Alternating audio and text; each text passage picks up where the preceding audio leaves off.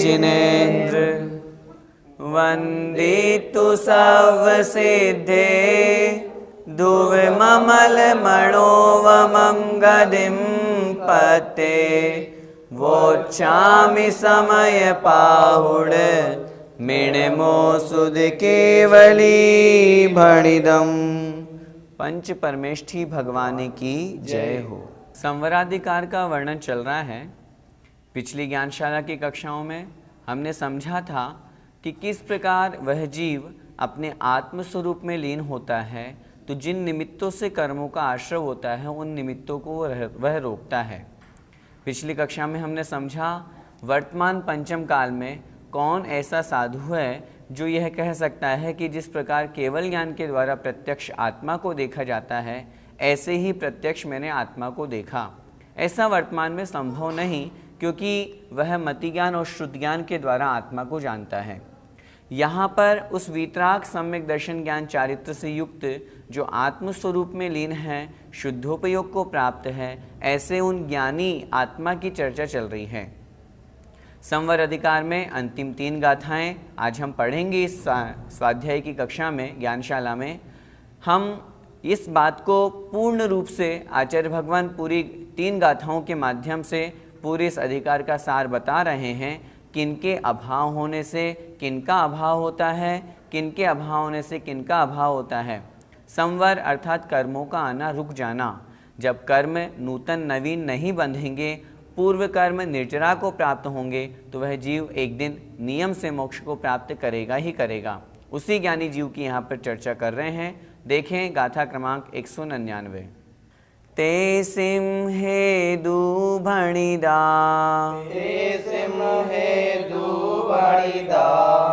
अज्यवसाणानि सव्यदर्शिहि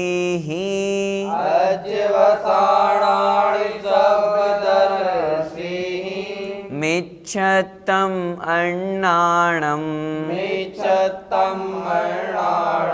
अविरधि भावो यजोगोय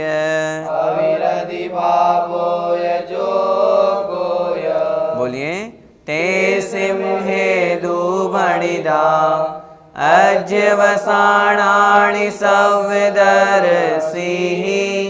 मिच्छत्तम् अन्नाणम् अविरधि भावो यजोगोय। ते सिंहे दुभणिदा अज्यवसाणानि सव्यदर्शिहि मिच्छत्तम् अन्नाणम् अविरधि भावो यजोगोय। आइए गाथा का अर्थ समझते हैं। तेसिम हेदु भणिदा। तेसिम अर्थात उनके किनके जो पूर्व में हमने राग द्वेषादि भाव पढ़े हैं, जिनके निमित्त से सभी प्रत्यय सभी कर्म द्रव्याश्रय होते हैं, उनके हेतु अर्थात जो हेतु है अर्थात कारण है, भणिदा अर्थात कहे हैं। किनको कहा है? अध्यवसाणाणी अर्थात अध्यवसान। जो अध्यवसान है, राग द्वेष आदि जो भाव हैं, वे उन राग द्वेष आदि के जो भाव हैं उनको कारण कहे हैं। किसके द्वारा? सर्वदर्शी ही, जो सर्वदृष्टा है, सब कुछ देखने वाले हैं, सर्वज्ञ देव हैं, ऐसे जिनेन्द्र भगवान के द्वारा। क्या अध्यवसान कहे? उनके कारण कौन को कहा है? मिच्छत्तम अन्नाणम।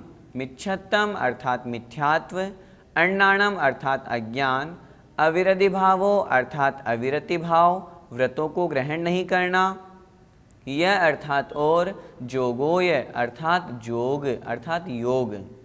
जो पहले हम आश्रवाधिकार पढ़े थे, उस आश्रवाधिकार में इन 4 प्रत्ययों के कारण, इन 4 निमित्तों के कारण से कर्मों का आना होता है। इन 4 निमित्तों में कौन कारण बनता है? जीव के रागद्वेषादि परिणाम, जिनको अध्यवसान कहा है। उन रागद्वेषादि परिणामों के कारण से मिथ्यात्व, अविरति और अज्ञान और योग, इनका बंध होता है। ये कर्मों में आते हैं, ये कर्म आत्मा के साथ में आते हैं। इसलिए ये कारण वहाँ पर उस जीव के लिए अध्यवसाय के रूप में कहे हैं, अथवा यूँ समझना चाहिए अध्यवसान के रूप में कहे हैं, अथवा यूँ समझना चाहिए कि उन भावाश्रव के राग द्वेष आदि के कारण हैं। अगली गाथाओं में जो आगे की 2 गाथाएं हैं उनमें हम समझेंगे कि जब इनका ही अभाव हो जाता है तो फिर वहाँ पर जीव के कर्मों का आश्रव नहीं होता है। 3 गाथाएं एक साथ एक दूसरे से जुड़ी हुई है, इसलिए इस कक्षा में हम तीनों गाथाओं को एक साथ समझेंगे। एक बार फिर से इस गाथा का शब्दशः अर्थ देखें। सर्वदर्शी ही अर्थात सर्वज्ञ देव ने, सर्वज्ञ देव के द्वारा, तेसिम हेदु उनके हेतु, उन रागद्वेष आदि के कारण, भणिदा अर्थात कहा है, किनको, अध्यवसाणाणी अर्थात अध्यवसान। वे अध्यवसान कौन है? 4 हेतु कहे हैं वहाँ पर। मिच्छत्तम अर्थात मिथ्यात्व, जब मिथ्यात्व कर्म का उदय आता है तब वह जीव विपरीत श्रद्धान करता है, सम्यक्त को प्राप्त नहीं कर पाता। अज्ञान की अपेक्षा से जब तक ज्ञानावरण कर्म उस जीव के साथ में है तब तक वह अज्ञानी बना है। जब उसका समूल नाश हो जाता है तब वह ज्ञान भाव को, क्षायी ज्ञान को, केवल ज्ञान को प्राप्त करता है। अविरति भावो अर्थात अविरति भाव, कषाय के निमित्त से वह जीव व्रतों को ग्रहण नहीं कर पाता, इसलिए उसका वह अविरति भाव। और योग अर्थात मन वचन काय, इनकी चंचलता, इनमें जो परिस्पंदन हो रहा है, इनके निमित्त से जो आत्म प्रदेशों में परिस्पंदन हो रहा है, मुख्यतया ये 4 ही हेतु है जो जीव को संसार में भटकाते हैं, कर्मों का आश्रव जिनके द्वारा होता है। अगली गाथा में कहेंगे इन 4 हेतुओं का जहाँ अभाव हो जाता है वहीं उसी जीव के कर्मों का संवर होता है। आइए गाथा का भावार्थ देखते हैं। सर्वज्ञ देव ने पूर्वोक्त राग द्वेष और मोह रूप आश्रमों के हेतु मिथ्यात्व, अज्ञान, अविरति और योग, ये 4 अध्यवसान कहे हैं। इन 4 कारणों को वहाँ पर उपस्थित किया है। इन्हीं के कारण से वह जीव रागद्वेष करता है और रागद्वेष के निमित्त से ही इन 4 कर्मों का वह जीव बंद करता हुआ, या इन 4 बंद के हेतुओं के कारण से जीव कर्मों का बंद करता है। भैया जी, अध्यवसान से क्या तात्पर्य है? अध्यवसान का जो अर्थ है वो हमें भाव कर्म और द्रव्य कर्म दोनों रूप में लेना है। विशेष रूप से राग द्वेष आदि, मोह आदि जहाँ हैं वह अध्यवसान कहलाते हैं। और उनके साथ में ये तो हुए जीव की अपेक्षा से, पुद्गल की अपेक्षा से जब चर्चा करेंगे तो मिथ्यात्व आदि को भी आचार्यों ने अध्यवसान कहा है। जिस प्रकार किसी के द्वारा किसी रस का ग्रहण किया गया, किसी ने मीठा खाया तो जो मीठे का स्वाद आया वो जीव को आया, लेकिन उस पदार्थ में भी मिष्ठ यह गुण था, मीठा यह गुण था, तो वह पदार्थ भी है और उसके साथ में जो उसने ग्रहण किया जीव ने, उस अपेक्षा से वहाँ पर दोनों भाव बनते हैं, द्रव्य की अपेक्षा से भी और भाव की अपेक्षा से भी, जीव की अपेक्षा से भी और पुद्गल की अपेक्षा से भी। उसी प्रकार अध्यवसान में राग द्वेष आदि भाव जो कर्म है वो भी ग्रहण करना, और इनके निमित्त से जो बंध के हेतु यहाँ पर 4 कहे गए हैं मिथ्यात्वादी, उनको भी ग्रहण किया गया है। अब इस गाथा का पद्यानुवाद पढ़ते हैं। मिथ्यात्व औ अविरति जड़ बोध योग, रागादि के जनक ये सुख के वियोग, आलोक से सकल लोक आलोक देखा, सर्वज्ञ ने सदुपदेश दिया सुरेखा। प्रारंभ की 2 पंक्तियों में स्पष्ट लिखा है मिथ्यात्व औ अविरति जड़ बोध। जड़ बोध का तात्पर्य है अज्ञान, बोध मतलब ज्ञान, और जड़ ज्ञान मतलब जो मिथ्या ज्ञान है अर्थात अज्ञान। ये रागादि के जनक हैं, इनके निमित्त से ही राग द्वेष होता है और इसी कारण से सुख के वियोग है। जीव आत्मिक सुख को, शाश्वत सुख को प्राप्त नहीं कर पाता। जब इनका अभाव हो जाता है तो वह जीव अपने आत्मज्ञान के प्रकाश में, केवल ज्ञान के प्रकाश में सकल लोक और अलोक को देखता है। यहाँ पर तीसरी पंक्ति में आपकी जो पुस्तक उसमें आलोक शब्द लिखा हुआ है, आलोक से सकल लोक आलोक देखा, उसको ठीक कर लें, आलोक है। और इस गाथा का जब हमने उच्चारण किया था तो वहाँ पर भी अंतिम शब्द जोगो यम लिखा हुआ था, उसे ठीक कर ले, जोगो य। अब जो अभी हमने पढ़ा, जो हेतु बताए आचार्य महाराज ने यहाँ पर, अगली गाथा में बता रहे हैं कि जब उन हेतुओं का अभाव हो जाता है तब उस जीव की स्थिति क्या होती है, देखते हैं। हेतु अभावे नियमा, हेतु अभावे नियमा, जायदिणानिस्यासवनिरोहो,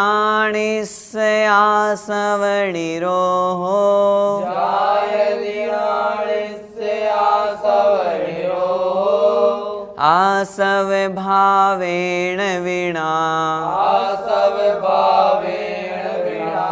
जायदि कम्मस्य दुनिरोहो।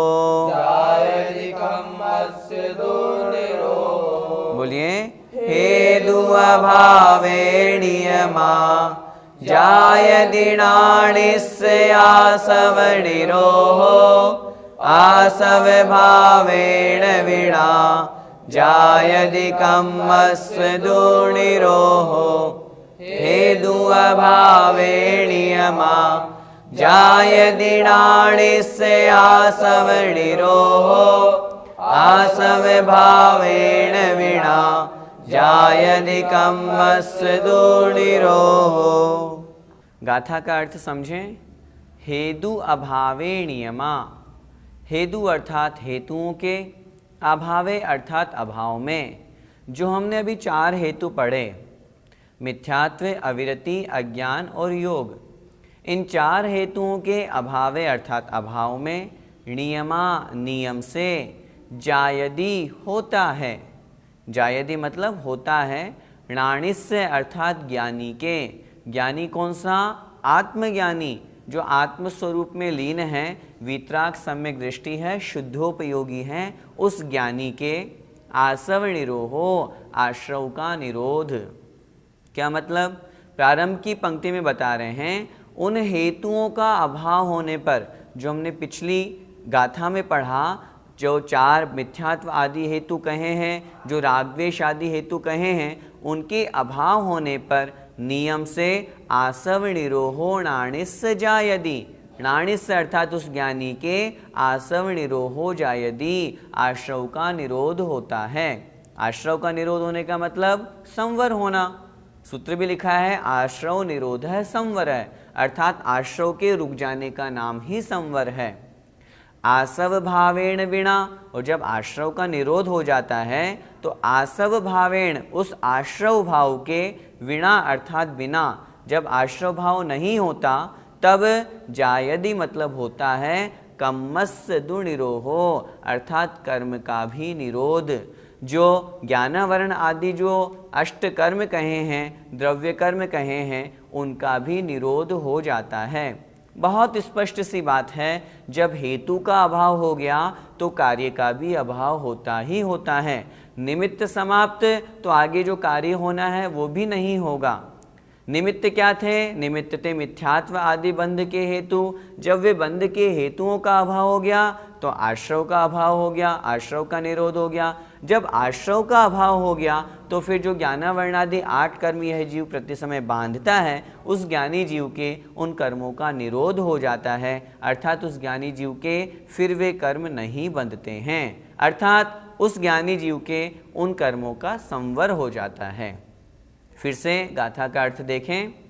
हेतु अभावे अर्थात उन हेतुओं का अभाव होने पर, जो अध्यवसान कहे थे पिछली गाथा में, जो मिथ्यात्वादी हेतु कहे थे, उन हेतुओं का अभाव होने पर नियमा अर्थात नियम से, नाणिस्य उस ज्ञानी जीव के, आसव निरोधो जायदि आश्रव का निरोध हो जाता है। निरोध का तात्पर्य रुकना, आश्रव रुक गया, अब कर्मों का आश्रव उस जीव के नहीं हो रहा। क्यों नहीं हो रहा? क्योंकि उन हेतुओं का भी अभाव हो गया। आसव भावेण बिना, और जब आश्रव भाव रुक गया अर्थात आश्रव नहीं हो रहा, तब उस आश्रव के बिना अवस्था में उस ज्ञानी जीव के कम्मस्य निरोहो जायदि, कर्म का भी निरोध हो जाता है। यहाँ कर्म से तात्पर्य ज्ञानावर्णादि जो 8 कर्म हैं, उन 8 कर्मों का भी उस जीव के निरोध हो जाता है। कर्मों का निरोध हो जाने का तात्पर्य संवर हो जाता है। गाथा का भावार्थ देखें। ज्ञानी के हेतुओं के अभाव में नियम से आश्रव का निरोध होता है।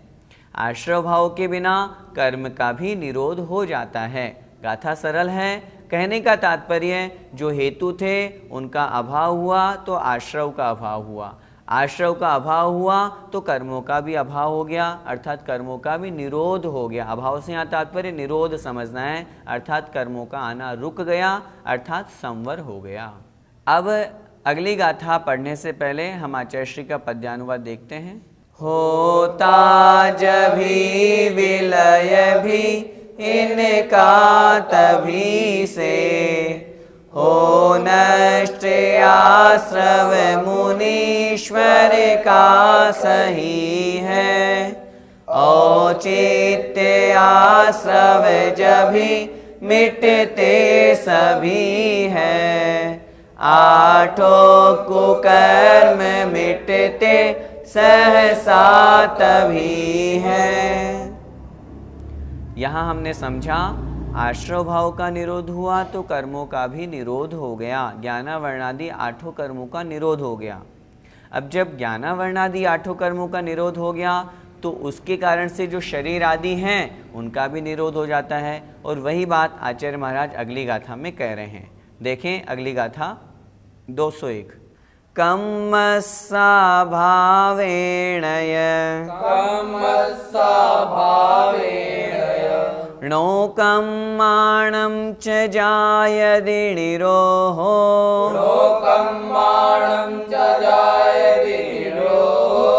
णोकम्मणिरोहेणय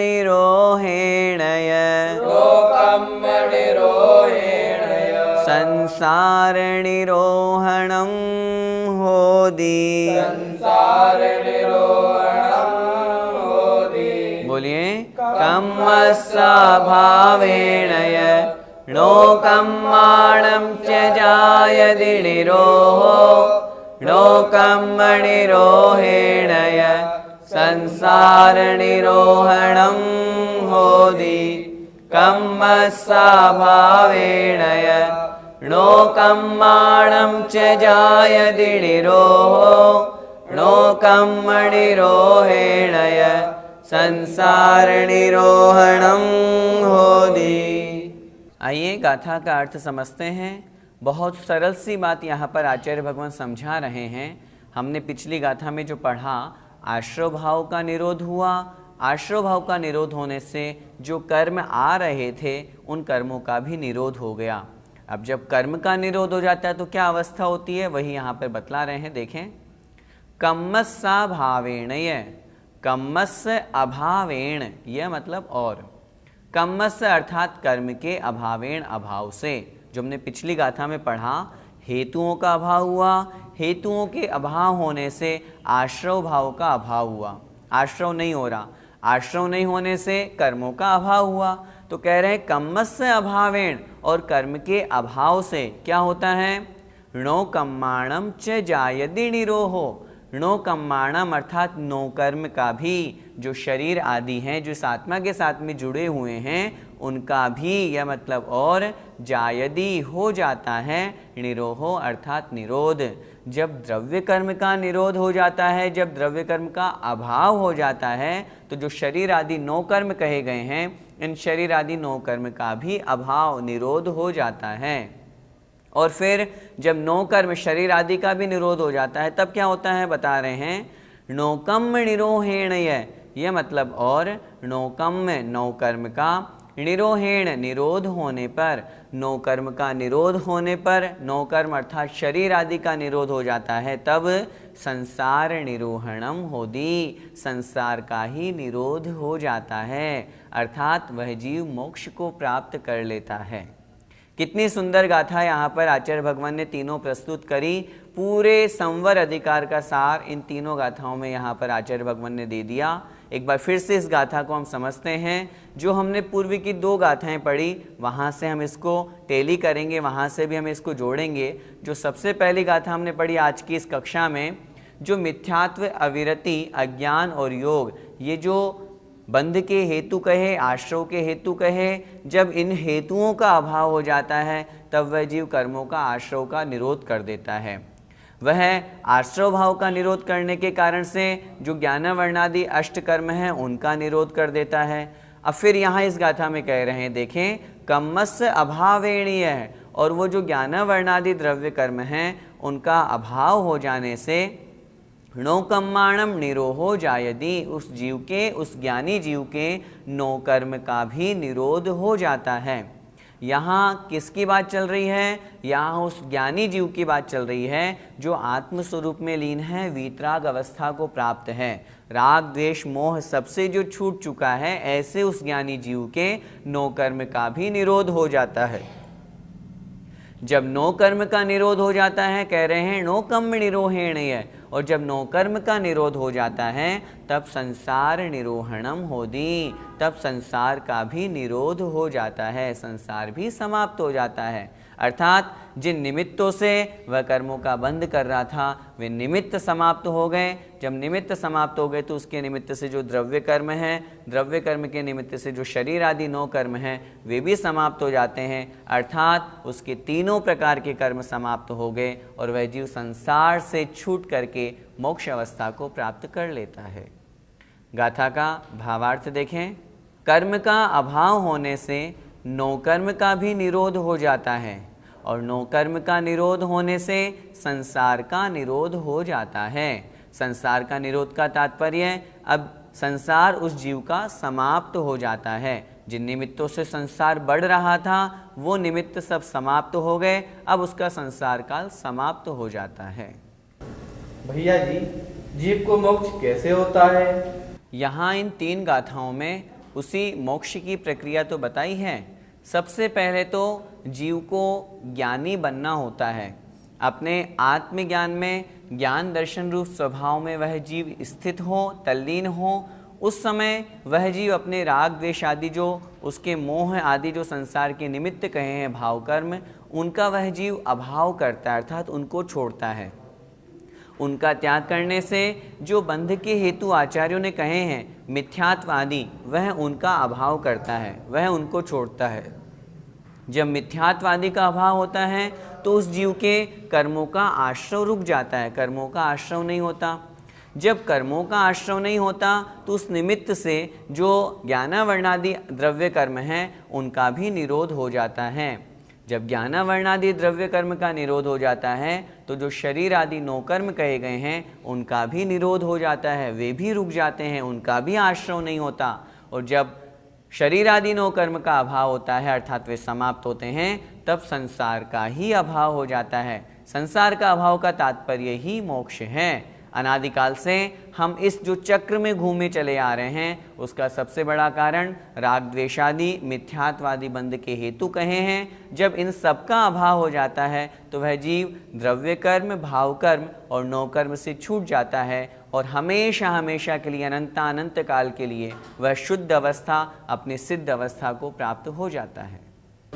भैया जी, संसार भ्रमण का मूल कारण क्या है? एक पंक्ति पंडित दौलत राम जी ने कही है, ऐसे मिथ्याद्रग ज्ञान चरण वश भ्रमत भरत दुख जन्म मरण। संसार परिभ्रमण का मूल कारण है मिथ्या दर्शन, मिथ्या ज्ञान और मिथ्या चारित्र। और वो क्यों है? क्योंकि हम राग द्वेष और मोह से युक्त हैं। जब यह जीव राग द्वेष और मोह को करता है तो नवीन कर्मों का बंध करता रहता है।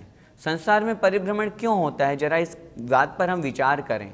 कर्म का उदय आया, हमने वैसे परिणाम बना लिए, हम रागी द्वेषी हो गए, क्रोधी हो गए, लोभी हो गए, पुनः हमारे नवीन कर्म का बंध हो गया। जब नवीन कर्म का बंद हो गया फिर वापस वह जब उदय में आएगा फिर वापस हम वैसी परिणति कर लेंगे। इस तरह से ये कर्म बंध का चक्र चलता आता है। सबसे बड़ा मूल कारण है मिथ्यात्व। जहाँ तक भेद विज्ञान नहीं होता है तब तक आत्मा का कल्याण का रास्ता नहीं दिखता है। जो व्यक्ति शरीर और आत्मा को एक मानता है उस व्यक्ति की हम क्या बात करें कि वह संसार से निकल पाएगा। सबसे पहले तो हम दोनों के स्वभाव को जानें। शरीर का स्वभाव अलग है, आत्मा का स्वभाव अलग है। हमने जो संवर अधिकार पढ़ा इसका सारांश क्या है, इन 3 गाथाओं में यहाँ बताया और जो पहले भी हम चर्चा कर चुके हैं। राग द्वेष मोह को छोड़ें, ये हमारी आत्मा का स्वभाव नहीं है। आत्मा का स्वभाव ज्ञान दर्शन है, उसमें हम स्थित हों। मात्र ज्ञाता दृष्टा बने, रागी द्वेषी न बने, इच्छाओं का निरोध करें। जब हम इन सब विकल्पों से दूर होंगे तो निश्चित रूप से हमारी आत्मा का कल्याण होगा। हम सभी संसार के दुखों से परेशान हैं, संसार से छूटना चाहते हैं, तो इस संवर अधिकार को अच्छी तरह से समझ करके अपने जीवन में भी उतारें। अपने जीवन में सबसे पहले संकल्प बनाएं, हमें मिथ्यात्व को छोड़ना है, राग द्वेष को कम करना है, व्रत नियम संयम का पालन करते करते शुद्धोपयोग की भावना भानी है। मोक्ष तो जो वास्तव में संवर के अधिकारी हैं वो तो शुद्धोपयोगी मुनि महाराज ही हैं। वैसे तो दूसरे गुण स्थान से ही संवर प्रारंभ हो जाता है, लेकिन फिर भी जो आत्म कल्याण की अपेक्षा से संवर है, जो मोक्ष तक पहुंचाने वाला संवर है, वह तो उन मुनि महाराज को ही जो शुद्धोपयोग में है उन्हें ही प्राप्त होगा। हम अभी वर्तमान में उस शुद्धोपयोग को प्राप्त नहीं हो पा रहे हैं, लेकिन लक्ष्य हमें वही बनाना है। जब तक प्राप्त नहीं हो तब तक अशुभोपयोग से बचें, शुभोपयोग में लगें और शुद्धोपयोग का लक्ष्य बनाएं। बस यही सार है। आइए इस गाथा का पद्यानुवाद पढ़ते हैं। दुष्टाष्ट कर्म मिटते तन मेल टूटे, संदेह क्या तन मिटा जग जेल छूटे। विज्ञान की किरण उज्ज्वल पूर्ण फूटे, आनंद लाभ फिर तो चिरकाल लूटे। इन चारों पंक्तियों में पूरा सारांश आ गया। कितनी सुंदर पंक्तियां हैं। जब आठों कर्म मिट जाते हैं तब यह शरीर जो 9 कर्म है यह भी छूट जाता है।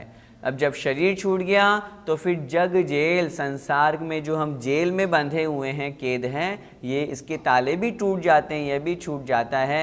और फिर ज्ञान की जो उज्ज्वल किरण है अर्थात केवल ज्ञान है वह पूर्ण रूप से प्रकाशित हो जाता है और चिरकाल अर्थात अनंतानंत काल के लिए वह जीव फिर आनंद लाभ को लूटता है अर्थात आत्मिक आनंद को प्राप्त करता है। जय जिनेंद्र। इस कार्यक्रम के पुण्यार्जक परिवार है Shri Parasnath re rolling mills limited, Durgapur 1, Bardhaman, Paschim Bengal. Amita Jain, wife of Anil Kumar Jain. Sangeeta Jain, wife of Vipin Kumar Jain. Manak Chand, Kamla Devi, Rakesh, Neetu, Rishabh, Saumya एवं आयुषी मुशरफ। B123, Sethi colony, Jaipur, Rajasthan. श्री जनार्दन प्रसाद जी, श्रीमती पतंती देवी, मुकेश कुमार, साक्षी, ईशा, मोना खंधार, श्री किशोर खंधार, श्रीमती सुषमा खंधार, परिमल खंधार, अहमदाबाद। शुल्लक 105 श्री ज्ञान सागर जी महाराज की पुण्य स्मृति में श्रीमती शांति देवी छाबड़ा, पटना, बिहार। ईसरी पारसनाथ एवं उनके पुत्र पुत्रवधू श्री अशोक उमा, पटना। श्री विनोद बबीता, गुवाहाटी। श्री सुनील शालू, पटना। ब्रह्मचारी संजय भैया, ईसरी। श्री अभय मेघना, चंडीगढ़। श्री आलोक मेघना, वडोदरा।